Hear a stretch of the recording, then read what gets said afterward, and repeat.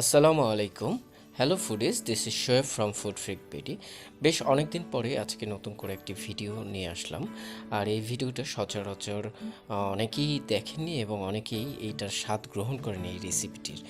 আর এই রেসিপিটি বাংলাদেশের ঐতিহাসিক একটি রেসিপি, ঐতিহ্যবাহী একটি রেসিপি, যা অনেকেই পছন্দ করবেন।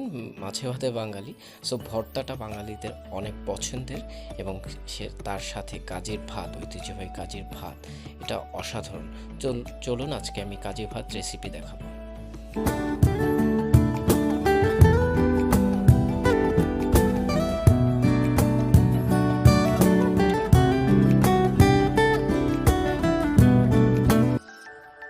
কাজের ভাত তৈরির জন্য প্রথমে আমরা চাল নিয়ে নেব পরিমাণ মতো। নর্মাল চাল, আমরা যে চালের প্রতিদিন ভাত খাই, এই চালগুলো ভালো করে ধুয়ে একটি মাটির পাত্রের মধ্যে নিয়ে নিতে হবে এবং পাত্রে সামান্য কিছু পানি দিয়ে রাখতে হবে এবং কয়েক কোয়া রসুন দিয়ে দিতে হবে এই পানির মধ্যে। এরপর প্রতিদিন আমরা দৈনন্দিন ভাত রান্না করার জন্য যে চালটা পাতিলের মধ্যে দিয়ে থাকি, সেখান থেকে একটু একটু করে চাল প্রায় টানা 6 থেকে 7 দিন এই মাটির মটকার মধ্যে দিয়ে দিব। এভাবে ঢেকে রাখবো এবং এটা 6-7 দিন পর্যন্ত আমরা রেখে দিব সেম প্রসেসে। 6 থেকে 7 দিন পর আমি মাটির মটকা থেকে চালগুলোকে রান্না করার জন্য একটি পাত্রে ঢেলে নেব।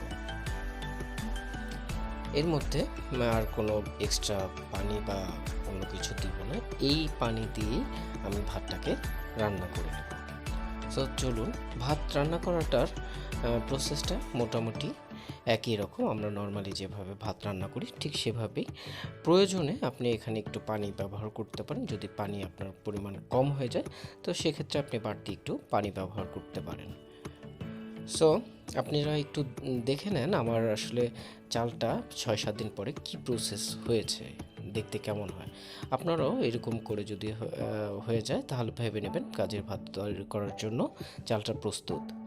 সো আমরা নর্মালি ভাত যেভাবে রান্না করি ঠিক সেভাবেই আমরা ভাতটাকে রান্না করে নিচ্ছি।